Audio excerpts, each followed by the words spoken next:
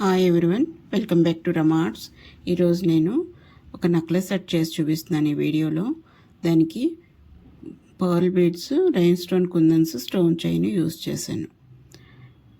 Rain stone కుందన్ని ఒక వైర్కి అలా పెట్టుకుని గ్లూ అప్లై చేసుకొని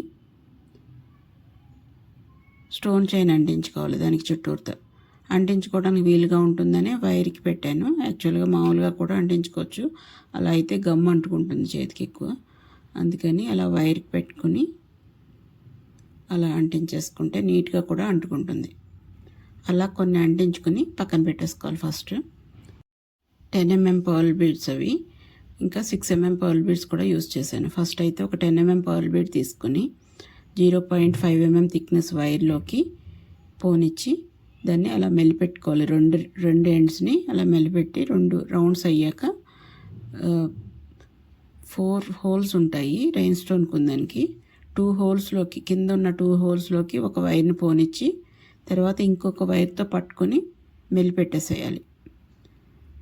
పెట్టి ఎక్స్ట్రా ఉన్న పీస్ని కట్ చేసి చిన్న బిట్ ఉంటుంది కదా, దాన్ని మాత్రం కింద వైపుకి వెనక్కి పోనిచ్చేసేయాలి. పై వైపుకి రాకూడదు, కింద వైపుకి.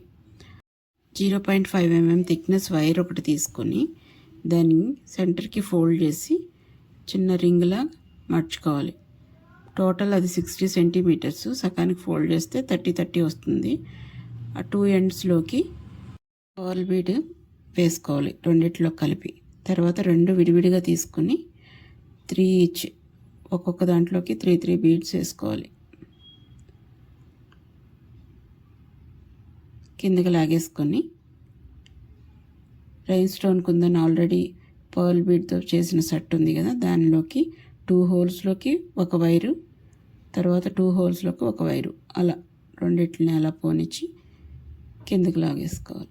కిందనున్న వైర్కి 6 mm పర్ల్ బీడు, పైన వైర్కి 4 mm పర్ల్ బీడు వేసుకొని కింద పర్ల్ బీడ్ కిందకు వచ్చేటట్టుగా 2 వైర్స్లోకి ఎక్కించుకోవాలి. ఆ సెట్ని, కుందన్ సెట్ని పర్ల్ బీడ్ కిందకు వచ్చేటట్టుగా వైర్స్ని 2 హోల్స్లోకి వచ్చేటట్టుగా ఎక్కించుకోవాలి.